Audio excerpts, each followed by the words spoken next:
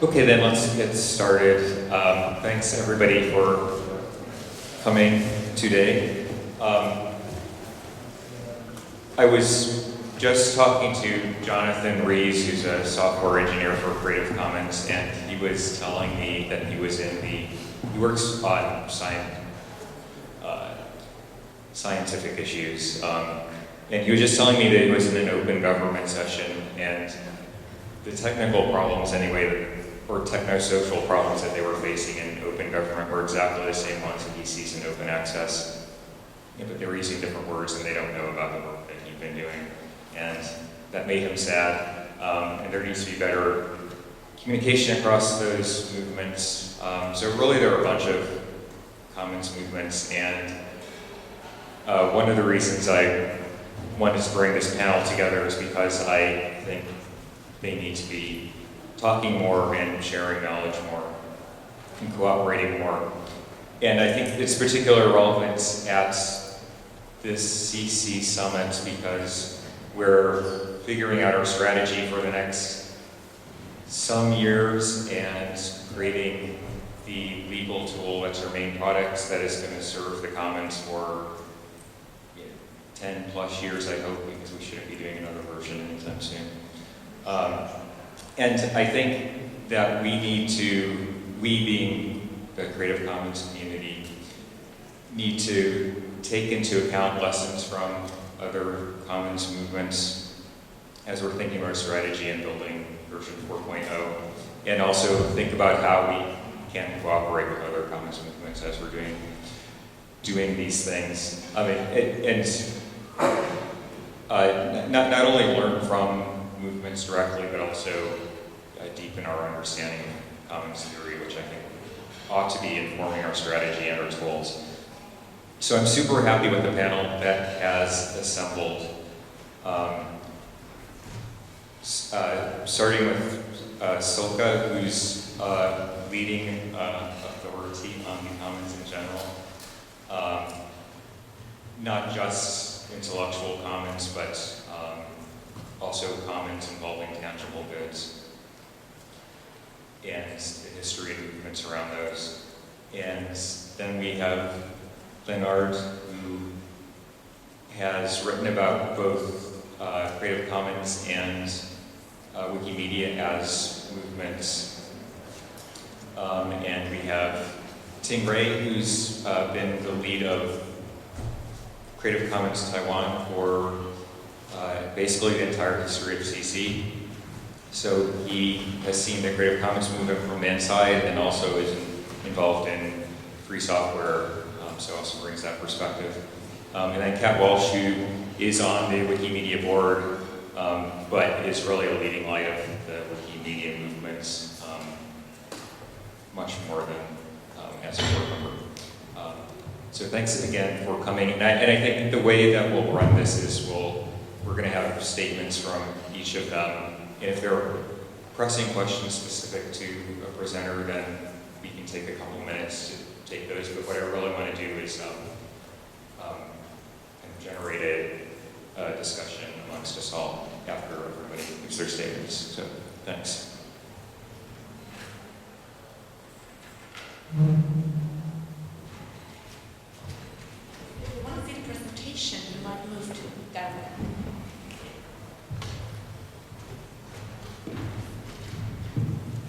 Well, hello.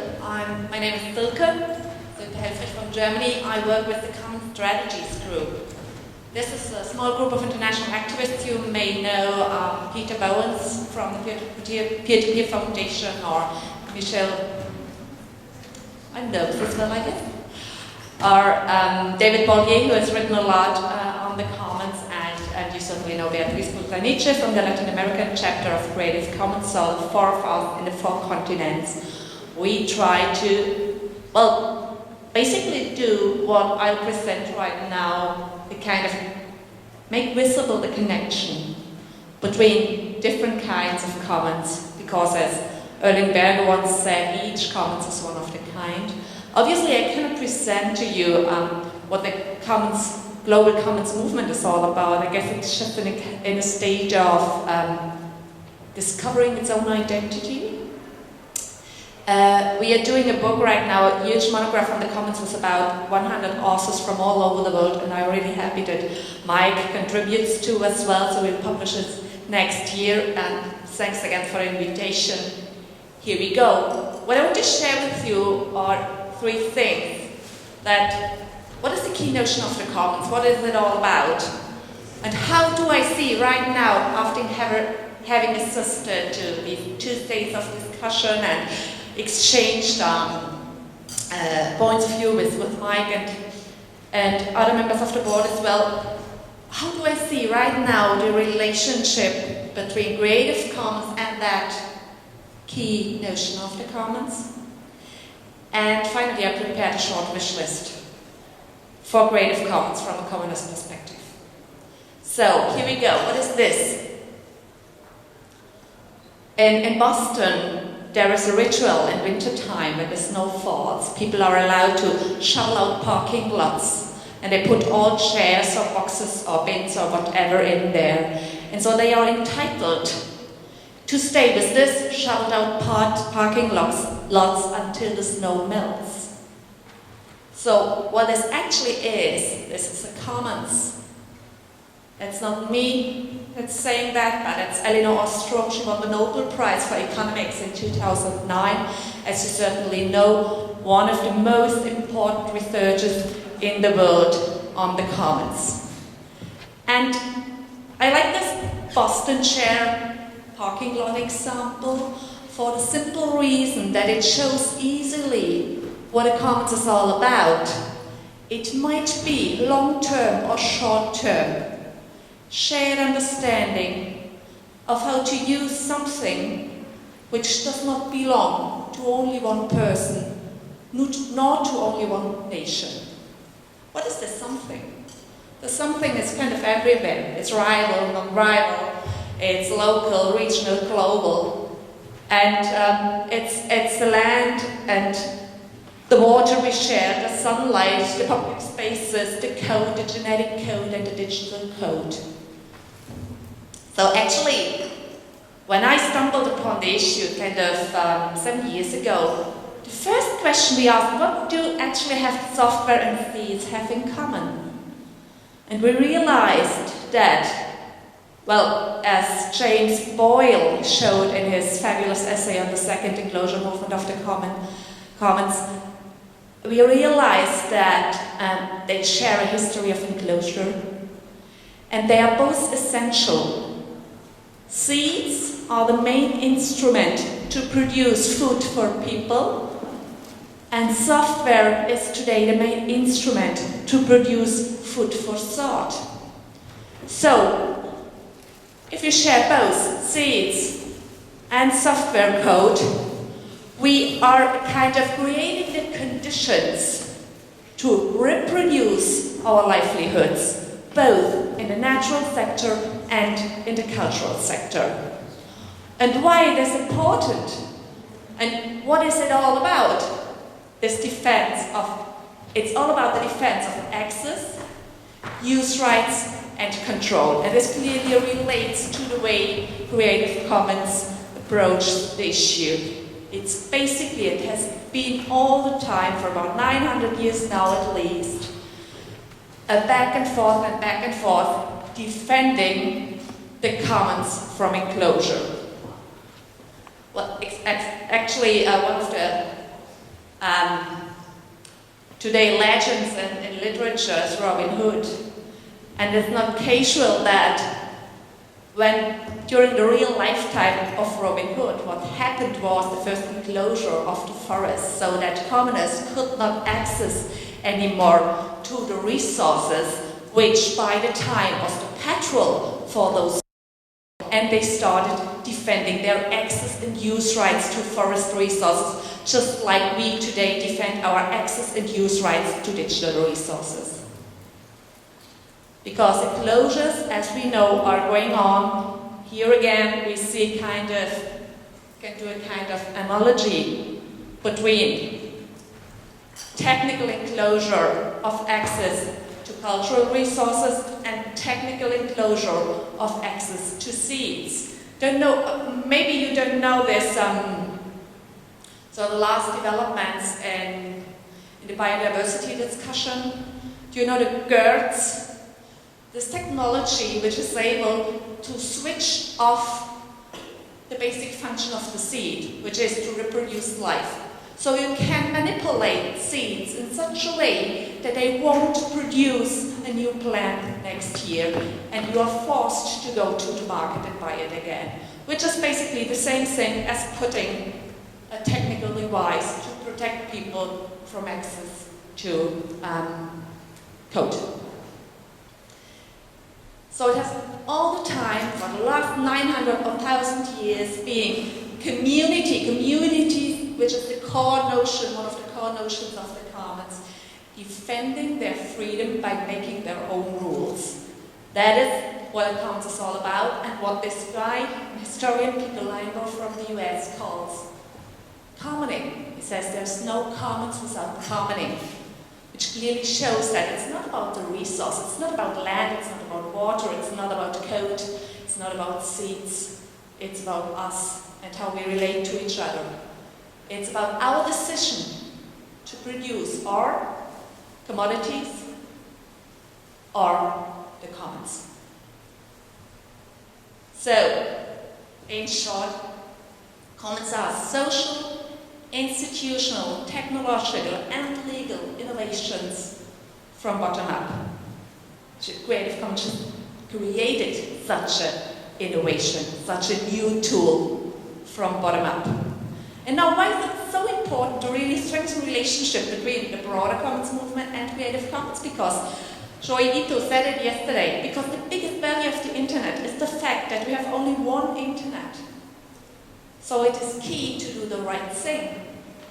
So Creative Commons is the organization who created from bottom up a set of tools for one of the main instruments in the world to reshape social relationships. That's why it's really key to use this instrument to do the right thing. So what's the right thing then? For me, it's reproducing the commons. What is, we come to the second part. What is the relationship I see between the way Creative Commons does use its instruments today from a commons perspective? Those last two parts will be very short, so don't be afraid. Well, I learned yesterday, I saw it before on the internet, of course, that the mission of Creative Commons is to develop, support, and steward legal and technical infrastructure that maximizes digital creativity, sharing, and innovation. That sounds great, it's amazing, and obviously it is a goal by itself, so to say. But one wonders immediately, more creativity, sharing, and innovation, what for? And goes back to the vision, which says what for? It says driving a new era of development, growth, and innovation. And that is interesting because if I compare the debates in the international commons movement, as I said, there are over 100 authors contributing to our new book. It's really something that gives you a good idea of where are they at. They are surely not committed to growth and development in classical sense. Because growth is something that created the mess we are in relationship to the natural resource use, and so on and so forth. And the idea of development, as we always go right ahead from one point to another as a linear way, is something which, in the view of a lot of communists, especially in the South, belongs to the past. So again, I would ask the question, development, growth, and innovation, what for? And I could not really grasp the answer yet here in the last 2 days. But what I really understood here is what Creative Commons is right now with respect to the commons. And I will put it in one sentence. It's the most important ambassador for the commons worldwide. Willingly or unwillingly, it's just labeled like this, so people will ask you, what is the commons all about? By the way, yesterday I asked 2 young people from the crowd, and I asked them the same question. Also, what is the commons all about? And one said, is this a relevant question? And the other said, I even don't want to know. That was surprising for me. Well, if one focuses on the ambassador's message on the commons, one realizes that the ambassador's message is not focused on the commons. Therefore, my wish list. And here we are, at the very end. I would like Creative Commons caring for the long history of the term Creative Commons choose to label its international organization, which now is, as I said, the most important ambassador of the commons worldwide. And I would like Creative Commons caring for the very essence of protect and defend people's access and use rights and people's control over what's theirs. Shared collective resources in the natural, social and cultural sphere, not because some state or entity gave it to us, just because we are commoners. Just because there are a lot of things in the world which do not belong to only one person, nor to only one state.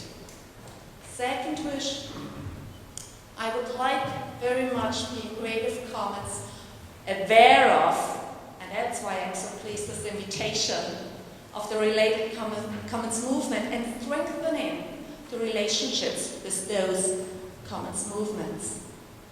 And the third one, I would like Creative Commons focusing on what I consider is the most important thing when it boils down to the instruments. How do we use the instruments created here in this wonderful organization? It should be used, in my humble opinion, for the self-reproduction of the commons. And it should be used for the self-reproduction of the commons because this is the condition for freedom for all, and not just individual freedom. So, I will skip that. In short, be a steward. Stewardship is a very important notion in the international commons debate. There is no commons without commoning. There's no commons if there's no steward for collective resources. Therefore, be not only Creative Commons, be creative for the commons. Thank you.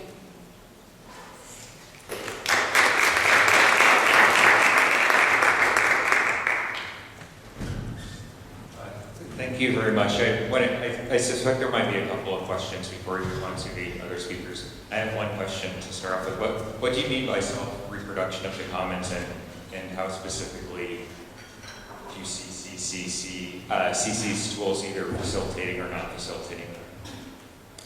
When we were today in the session on OER, I learned that some of the people said that they started with CCY and then shifted to CCY SA.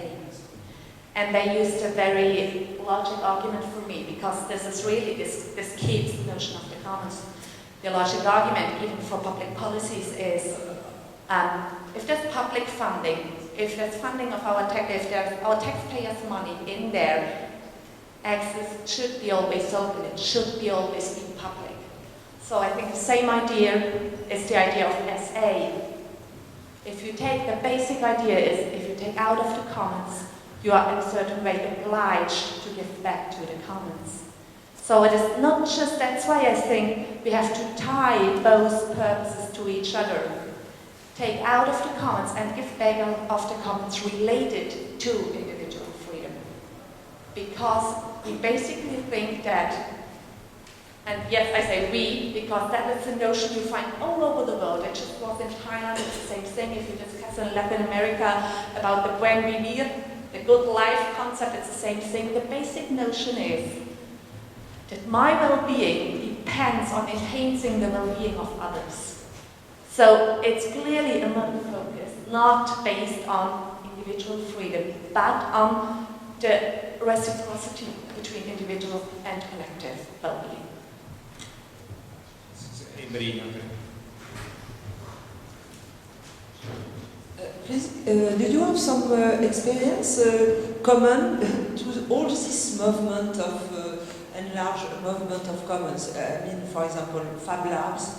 It's also, I think, it's a way also to conceive common goods and so on. And do you know some institute, some research, some program which relates everything like that? Because we are very interested in That's what we do. to do that. Oh yeah, okay, I mean, that's our job, that's what we try to do. You do that? Yeah, we basically have a lot of colleagues in France. We did the first International Commons Conference last year in Berlin.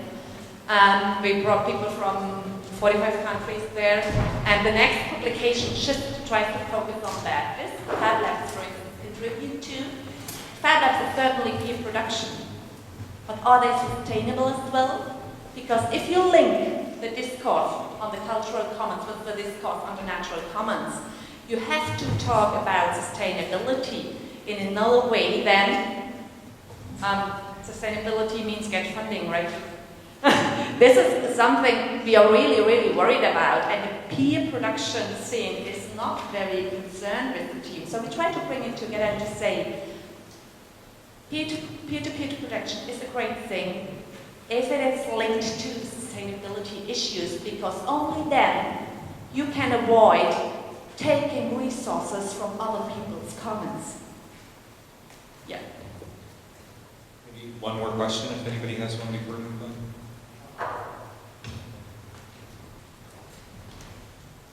Just a quick one, because you brought it up, the taxpayers' money being in projects and then to be open afterwards. Is that really the case in every single occasion? Because I can think of cases where taxpayers' money has produced results that are interesting only for a fraction of the economy, for certain very specialized companies, for example. And shouldn't the state try to remunerate on the costs by charging those few? I mean, if it's interesting for all of society, I agree. Then it should be open because it was paid by everyone. But if it's only for very, very specialized people of any interest. For instance, it's kind of certain data sets that are only interesting for pharmaceutical companies that have certain facilities that only those have. Would it be a good idea to then charge them in order to get back taxpayer money? There are very different solutions on this. Usually this kind of issues comes up, pharmaceutical research and so on and so forth, and you certainly know the discussion on alternative licensing, equitable licensing, when it comes to research for medicine. So, I mean, there's no such thing as a one-fits-all solution when it comes down to how to actually organize and build institutions. But what I was talking about, and I cannot do more in, what was it, 15 minutes, is what is the kind of leading principle, guiding principle, main idea? For me, it's a huge difference. If the main idea is sustainability means search for funding, sustainable funding, which is like frightening for ecologists, you know, or the main idea is sustainability means indeed and has ever meant don't take out more of the system than the system can reproduce. So the thing I try to do is to make visible those core ideas of the commons which work all over the world, but which at the very end you will have, and that makes the commons debate so complicated or complex, let's put it this way. Life is complex, therefore the commons debate is complex. It is so complex because when it comes down to solutions, it's one solution in Bolivia, one solution in Peru, it's one solution for water, another one for, it's so different, it's diversity. It's all about institutional, technological, and legal creativity and diversity. But what for? So my only question was, what for? Thank you very much. And while Leonard's setting up, I have two quick comments. One, sustainability equaling business model for for nonprofits touches two of my favorite pet peeves. Because I hate both sustainability and business models. The other thing, I just, on the CC vision statement, I think it's probably not incompatible with commenting, but we're based in California and probably are less skeptical of technology than a lot of people involved in the commons movement, so. Yeah, thank you for the invitation, first of all. And when I heard first that Silke would take the lead and talk about the great vision and the great principles below the commons, I was kind of worried whether my minor, I'm at a business school, teaching management, looking at organizations, so it's very far apart. And I was wondering whether this actually would fit into this session, but but after listening to what you talked about, I think that I have something to contribute. Of course, very minor things, but actually, what I'm going to talk about is about the commoning. If we agree that commoning is necessary to preserve any commons, be it intellectual, I would even say in the case of Creative Commons, even if you cannot agree whether commons are necessary for creating growth, or commons are just necessary to reproduce immaterial and material goods, I think we can agree that in the field of intellectual goods, we need to grow the commons, because they are really, in a way, Creative Commons is, the commoning of Creative Commons requires growing the commons. So this was more commons that is possible in a sentence, I suppose.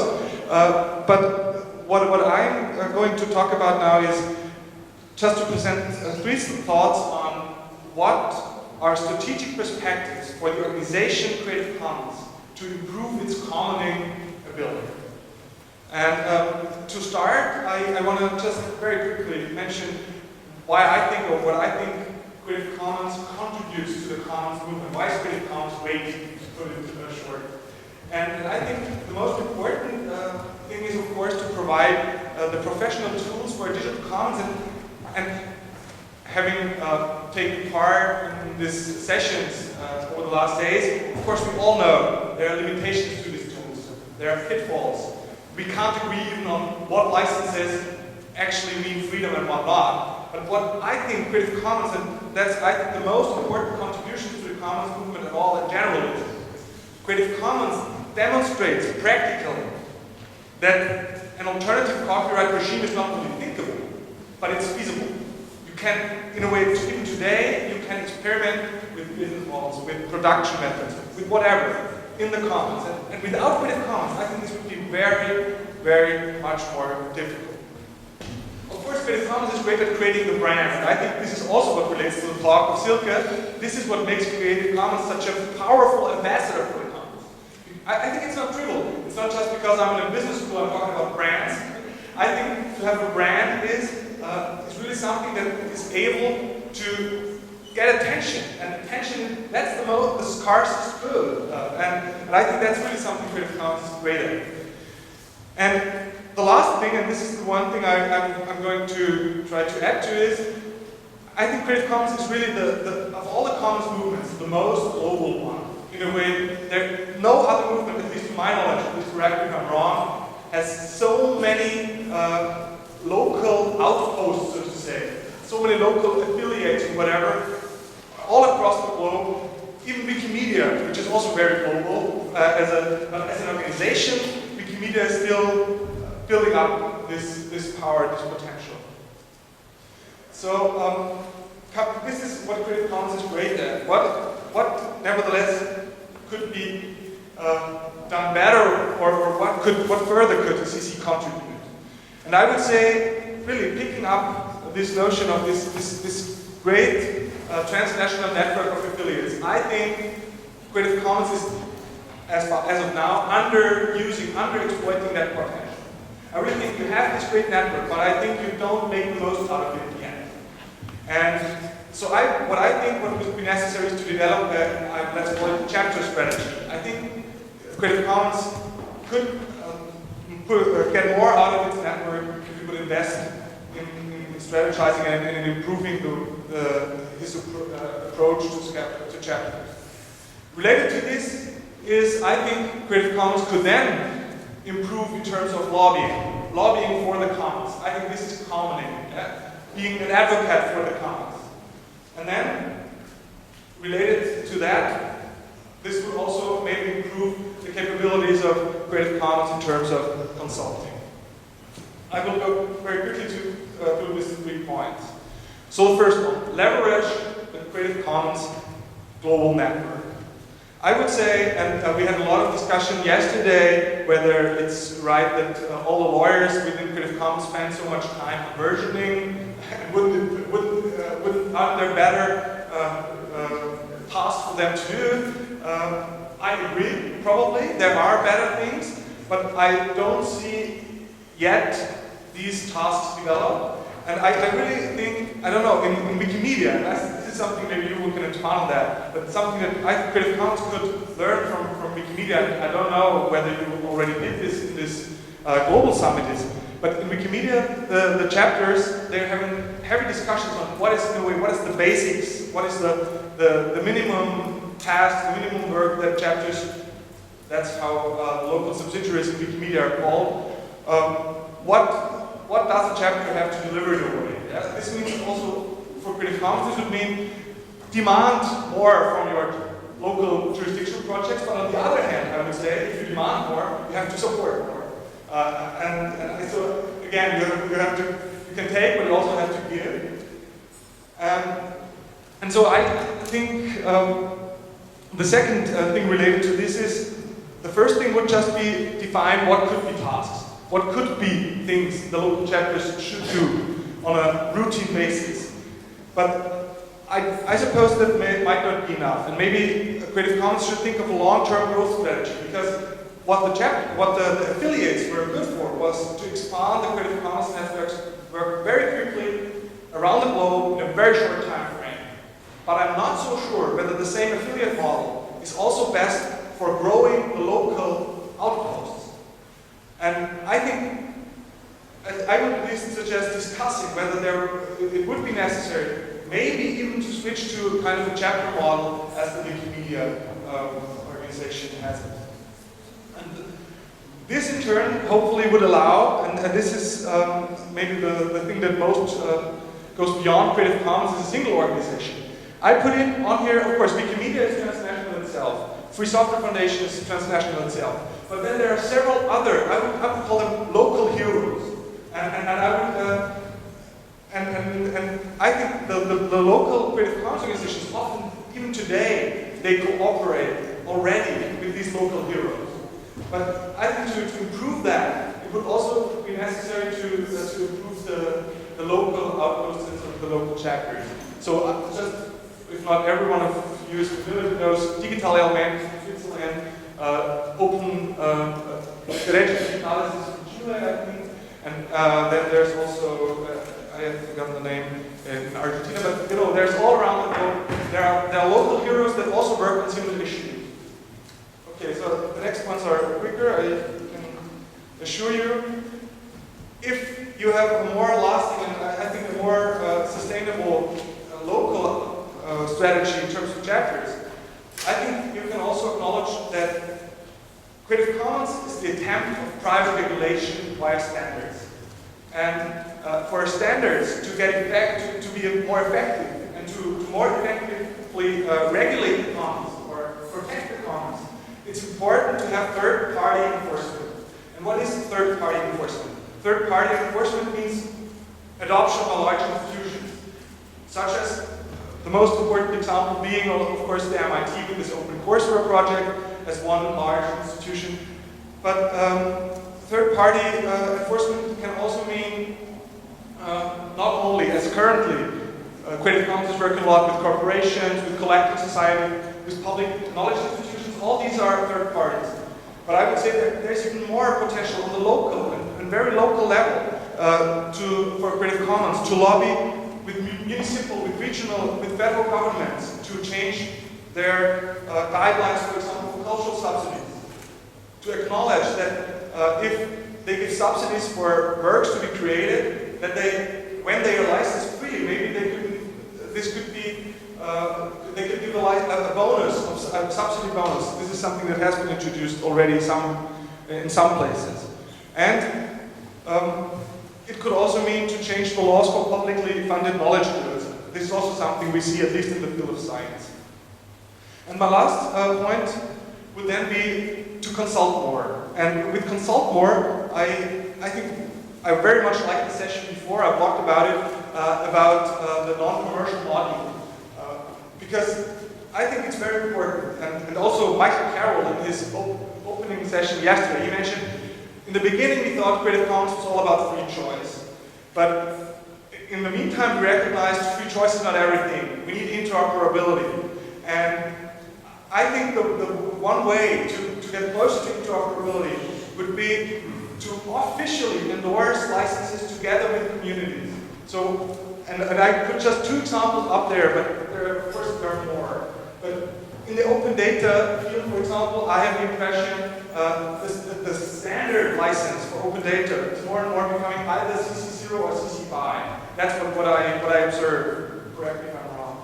In the field of open educational resources, I have the impression it's either CC BY or CC BY share line. And I would say, why not think of really officially endorsing? So if you are, because now you just ask the guys on the homepage, what is your content?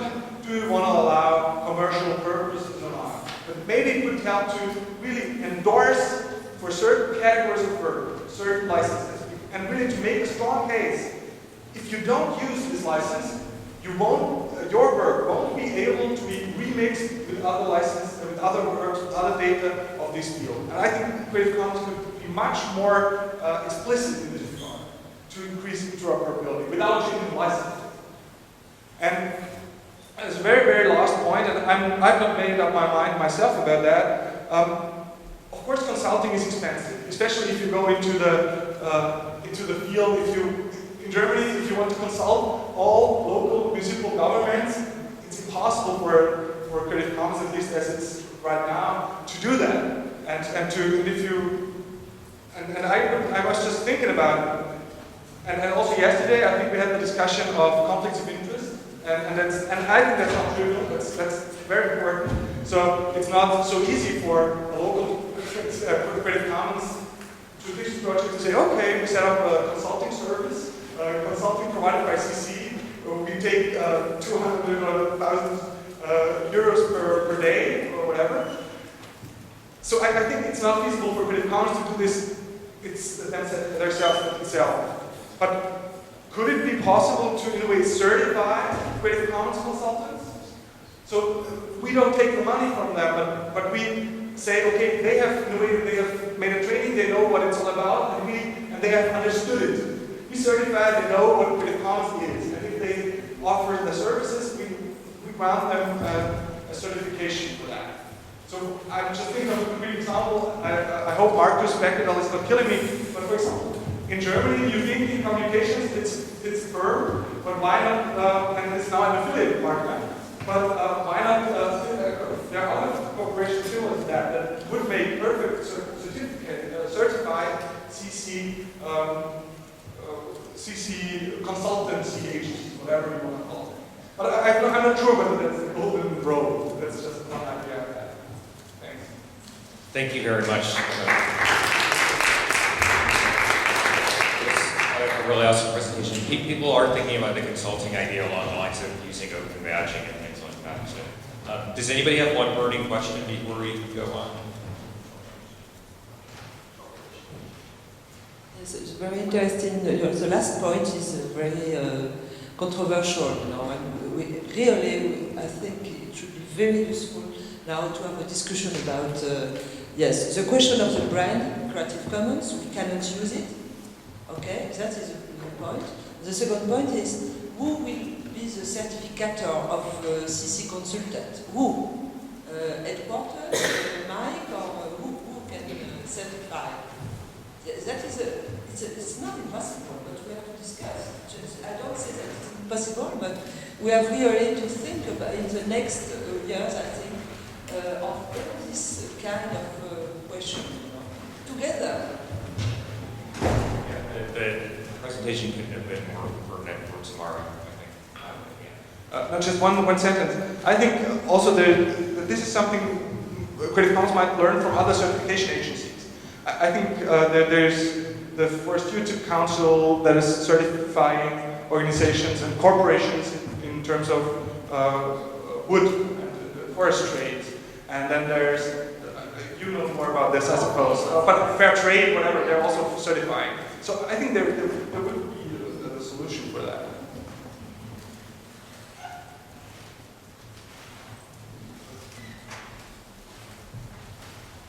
Hello.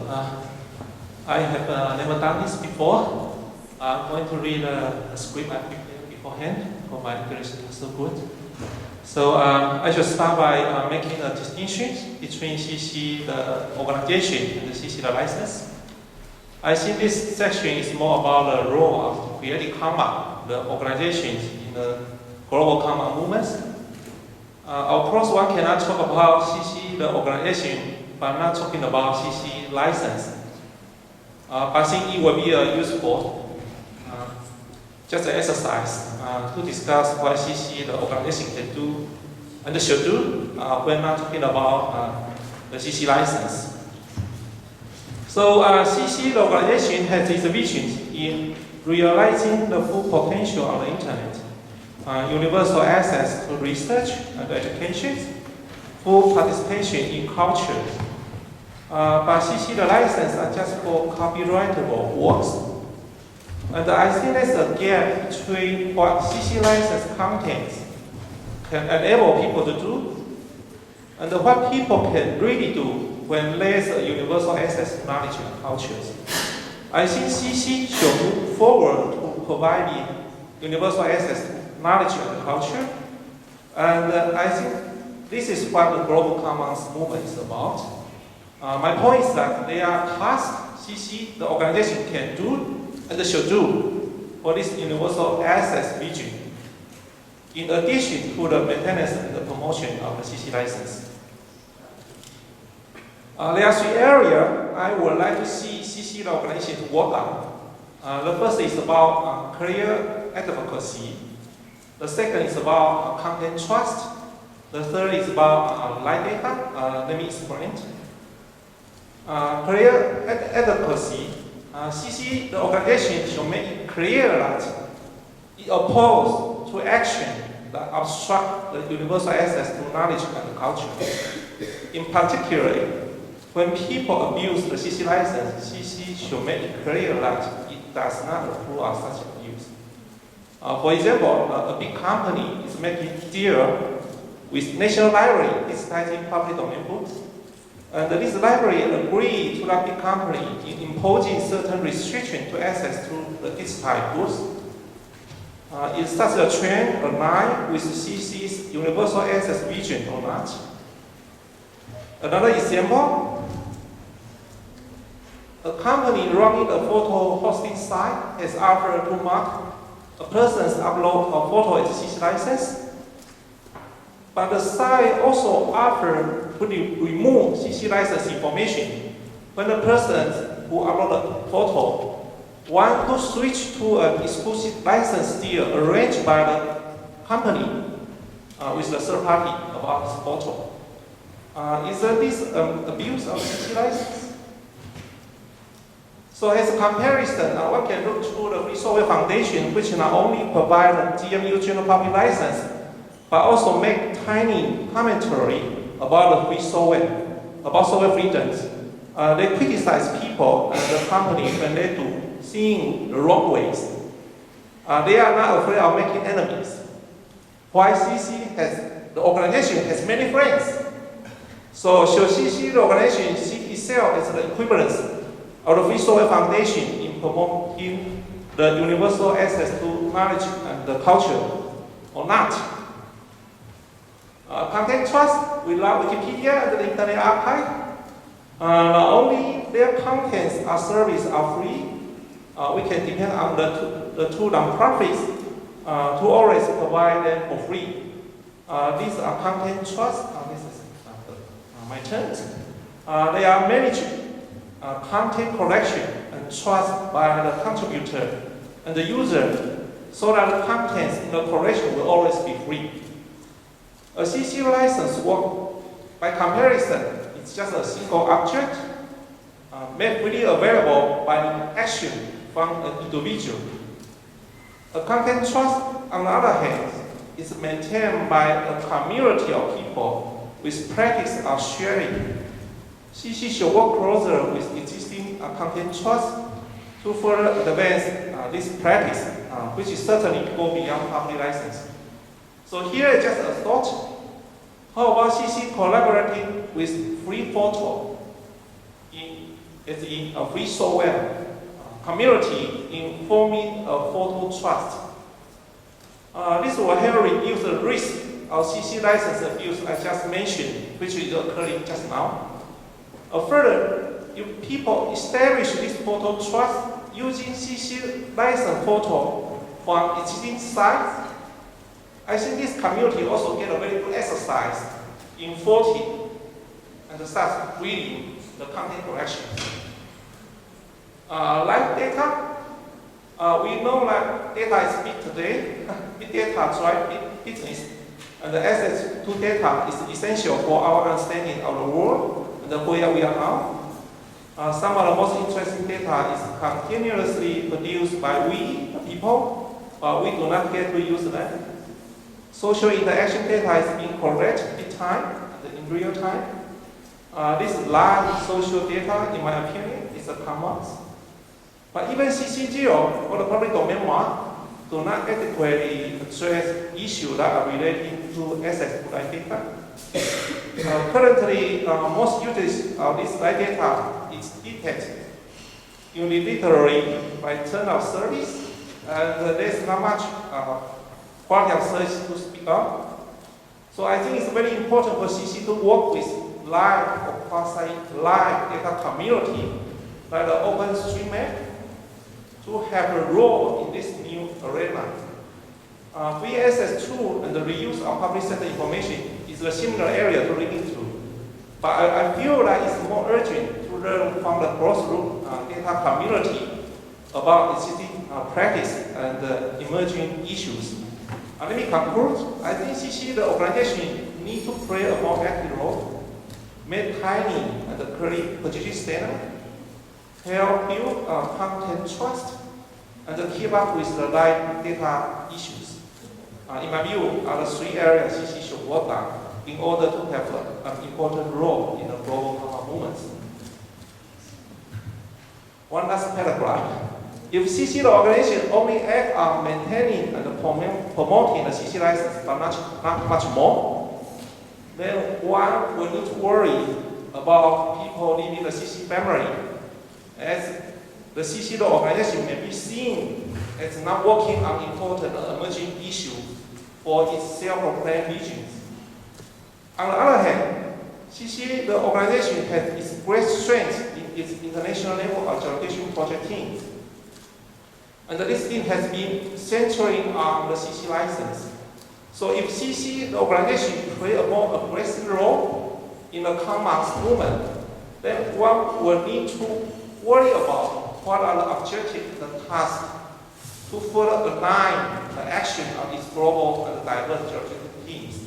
I think this is a difficult question to ask oneself, but nevertheless, this is a question I should now be asked.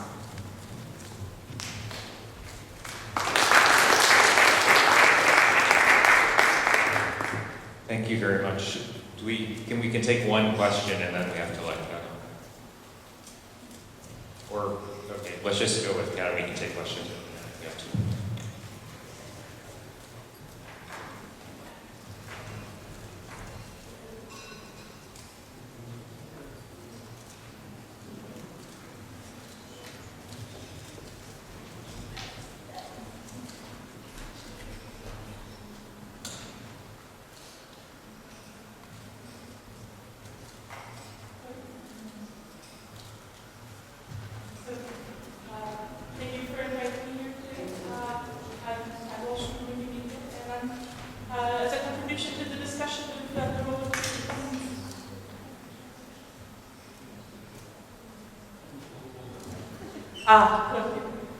Sorry, I'm not very good at that. So I'm going to talk a little bit about how Wikimedia turned from just a project into a movement.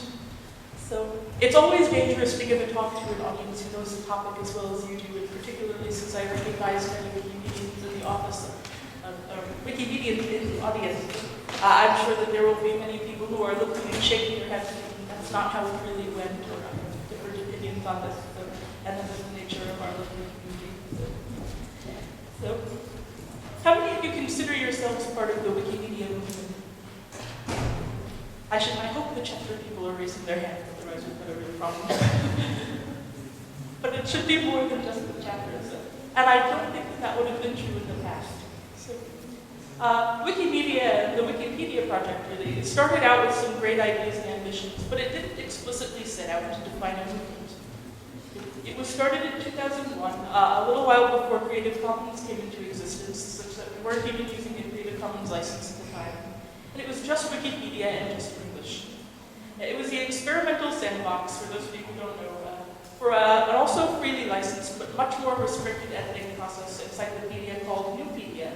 So as an experiment, they decided to open up a section for public contribution. And as it turned out, that the experimental section was much more successful. At the end of its existence, Newpedia ended up with about 25 articles. The Wikimedia projects are about to hit 20 million in all languages and about 11 million media files, so I think the experiment was a success. I don't know about the original project.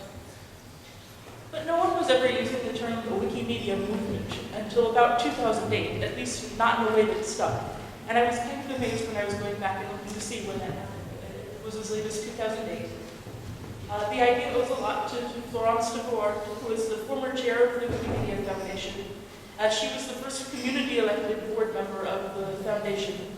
And before anyone else was really thinking in terms of a movement, her first candidate statement was talking about those ideas, about creating a revolution, about changing the world. But nobody was using the term the Wikimedia movement. It was a project, and it was a project with some big fingers, but it wasn't a movement. She was also one of the driving forces behind expanding Wikimedia from a very English-centered project to an international one, so it's perhaps fitting that she was the one who first popularized the term and referred to it as a movement. Oh, I'm not projecting, so I don't want to project. So otherwise I'll have to make my notes. I'm not going to say much about Jimmy, first of all, because everybody saw his face for about 2 months this past year already, and you've probably heard enough about him. And secondly, one of the most important things that he did to enable the movement was to get out of the way. And not to insult what he did already. One of the most important things that he did was to decide to make Wikimedia from his personal project into a foundation and not a one-man project. To devolve power so that a foundation could take control, to step down as chair, to take an evangelist role, but not so much formal leadership, not to be one man in charge of the project, because one man couldn't be in charge of it. So when Florence introduced the term the Wikimedia movement, she made it in a post about communication, talking about the way Wikimedia was communicating with the world, that what we were presenting to the world didn't really reflect what we were.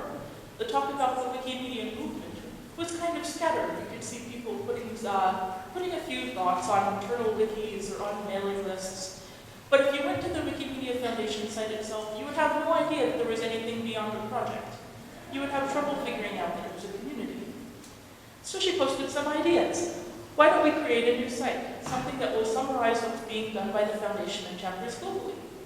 It would welcome pages such as listing speaking events done by Wikimedia people, or press interviews that various organizations involved with the movement had done.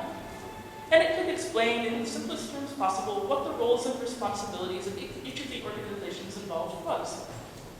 It could be a place where people could collaboratively build a description of the movement, and where we could list actions that we were taking in furtherance of it. Her post was talking about the separation of discussions, how that was making it very difficult to have a movement if people couldn't find out about it. So it wasn't in our messaging, and it wasn't how we thought of ourselves. And this was 7 years into our history, 2008. By this time, we were already one of the top 10 websites in the world. We had brought in $6 million to do whatever we did with it.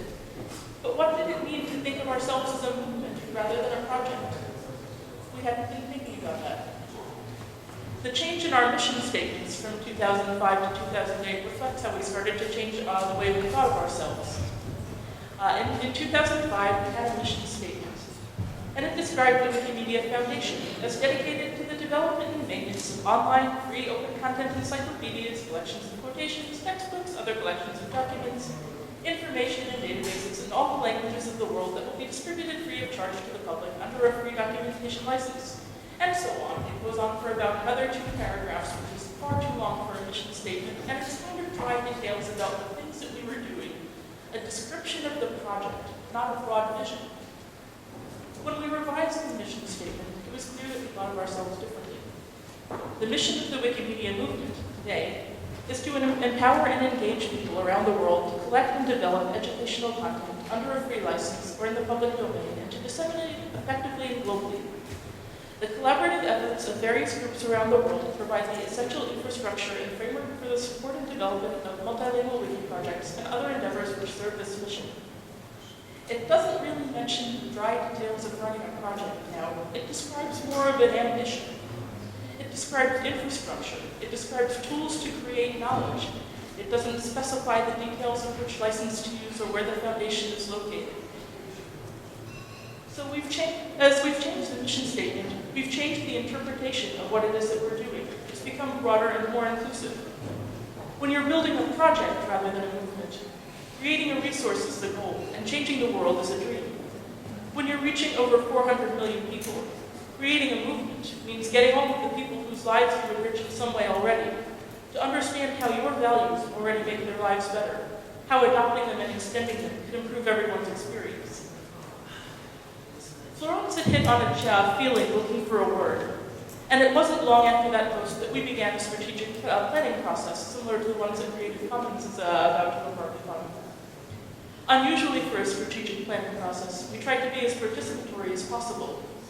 With the new conception of ourselves as a movement, it became more important to identify goals to focus our resources for directed action. We've never as a community suffered from a lack of good ideas, but we have suffered from a lack of focus. Where do we put all that great power? If we're a movement, how do we figure out what we do with that momentum? One of the consultants helping us with our process described the process in a blog, because this was very unusual. The Harvard Business Review did a whole series on our strategic planning process because it was so unusual to have people who participated. And he was quoted as saying, "We're trying to figure out where Wikimedia should be in 5 years. That question is hard enough, but there was an even harder question that we needed to answer first. Who is we?" In order to figure out that question, we used professional help, internal staff, and people in the community, stakeholders, to use a little bit of management speak, as many as possible. And it turned out that over 1,000 people from the community and from the wider community, not just editors, participated in helping us figure out what it was that we were doing. One part of turning from a project into a movement is figuring out who the community is. The traditional conception, when we were just a project, was just of people who contributed directly to the site. We have 300,000 authors, but we have about 400 million readers. And we're not just one community, but many. Not just users, not just editors. It tried to expand the definition to include educators, users, donors, fellow travelers, people who've never made an edit, maybe people who even barely use the site are part of the Wikimedia movement. We have over 30 national and subnational chapters, over 500,000 donors. People are using it in their classrooms and putting it on low-cost laptops for kids. They may not be editors, but they're part of our movement. One of the major outcomes of our strategic planning process was the movement rules working group, which started to define what it is to be part of the movement. And they came up with a draft charter which had some things. What do you have to be part of the movement? They all share common beliefs, values, vision, and mission, the same ones that the foundation adopts. Each group, a movement group, can set its own goals, but they must be in harmony with movement priorities. They must operate with maximum openness and transparency to the movement and share information as peers, maintain an ethos of self-regulation, be open to anyone who can contribute to the goals, share the commitments to diversity and non-discrimination, and shouldn't hinder the work of others who are working to advance the common goals. Now, trying to figure out how everyone does that is a little bit easier, is a little bit more difficult than it is to try and figure out what it is that we're aiming for. And I expect the chapters people in the audience here will certainly identify with that. So, thinking of ourselves as a movement. So the goals of the strategic planning process itself came out with a set of 5 goals that reflect our changed identity. We wanted to improve reach, content quality, participation, infrastructure, and innovation in a way that was in harmony with those principles. Each goal came along with its own small report, some practical actions and some ways to measure success. In talking about those goals and how to achieve them, it was not just top-down, but with the movement in mind. Some practical effects. Conceiving of ourselves as a movement meant moving from the online world into the offline world, not just developing the projects, but establishing offices in new places where we didn't have very much reach, establishing labs in libraries and universities and doing workshops so that we could connect with people where they were already. We started incorporating chapters into fundraising, trying to be more conscious of the potential of many decentralized organizations, and reaching outside ourselves for expertise. Changes the way you think about priorities. Decisions about fundraising were no longer do the books balance, but how does distributing money in this way align with the roles and responsibilities each of us have in the movement? We should have control of it. What should the chapters be doing, and what does it mean for them to be part of the movement? Thinking of ourselves this way meant trying to figure out how to communicate effectively with it and devote resources to it, and we now have several staff whose main job it is to be a liaison between groups. How do we research into ways people are contributing outside simply editing? Another way it changed our priorities is reinforcing the importance of being inclusive, diverse, and welcoming. We realized that we can't fulfill our mission simply by focusing inward. A little bit more of directed growth rather than just organic. Everything that was easy to do has almost already been done. The way to fulfill our goals now is more directed growth. What hasn't the organic method of achieving our goals been doing, and how can we devote resources to correct that? When you talk about a movement instead of a project, you stop thinking about the Wikimedia Foundation as the center of everything, because one foundation isn't going to scale up. You have to think about how to make your community, because being part of a movement means that we're not entirely in control of it anymore. The control gets further and further from the center. From one project to many, from one organization to many, from one language to many, and then one community to many. We're not there yet, but we have some idea of where to go. And finally, being a movement means recognizing the vast amount of potential you have for change. A movement has real power, and not using it is also a choice. And when you have that much power, it's irresponsible not to use it for change. The responsibility of being a movement is recognizing what you have, considering its effectiveness and how it contributes to the world. And in order to focus that power, it's important to define principles and goals, what you're working toward and what it needs to succeed. One of the most valuable tools that Wikimedia has for effecting change is the goodwill built around what we do and what we stand for. And to echo Leo's term, well, what we have is our brand. Mentioning Wikipedia is recognized. People know what it does and more what it stands for. The sort of thing that's possible under the world that we want. From the outside, Creative Commons seems to me to be the most visible brand in the space of creating the infrastructure for openness and freedom. You mentioned Creative Commons, and people have associations with it. Recognize that the things that Creative Commons supports are the things that further that association, and they'll rally behind it where they wouldn't for things with less built-up goodwill. Wikimedia and Creative Commons both benefited when we had our license transition and changed to using a Creative Commons license. Creative Commons got more visibility in the world, and Wikimedia was part of the openness movement that Creative Commons has stood for. I want Creative Commons to consider itself as the focus for a movement, the way Wikimedia has begun to consider itself as the focus for a movement. And I'm looking forward to seeing the outcome of the Creative Commons strategy process and the 4.0 license process, and I hope that it will involve many of the people who consider themselves stakeholders in the community in order to best reflect what the priorities of the movement should be. Thank you.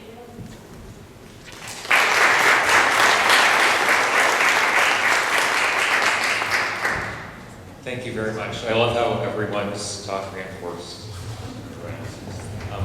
My guess is that we might still be running late and have time for a couple of questions. So I see one in the back. Oh, okay. So,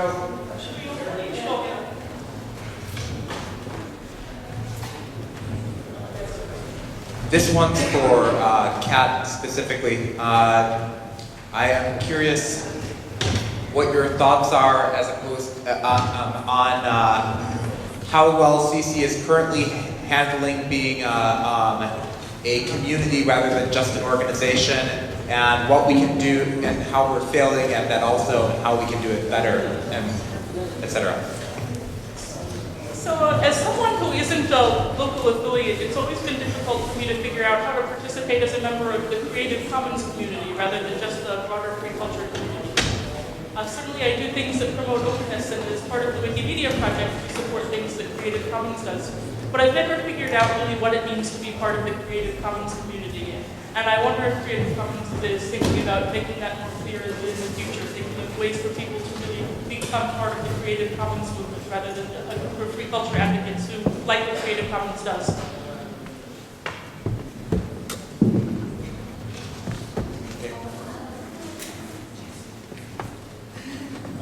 Maybe we can take one more question while people are setting up or filtering in. Sorry. Claudia.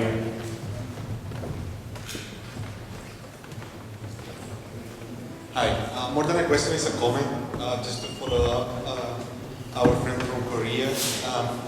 In the last session, when we had this same room, we actually discussed about the role of the Creative Commons license and the Creative Commons as a movement. And what we discussed about that was very interesting, because what we talked was about how Creative Commons has become more than a movement, than a tool. And the question is, how can we actually understand that change? And what we discussed in the last session was about, at least in Latin America, for instance, the Creative Commons movement had been very, very, very involved in the copyright reform process. And I think this is a very important tension between the Creative Commons as an American organization and Creative Commons as a global movement. And I am truly a believer that Creative Commons has become more a movement than a tool, than a legal tool. I mean, the legal tool is quite important, of course, but the importance of Creative Commons now is the importance as a tool to create and promote global change. And the way that we can actually help to that is just providing these tools, but taking into account, especially, our importance as a global movement. And I think this is a very important point. I think we're going to have to continue that discussion tomorrow, but it reinforces the point, certainly, that Kat made. So thank you, everybody, who was here the whole time, for attending. Thank you very much to the speakers.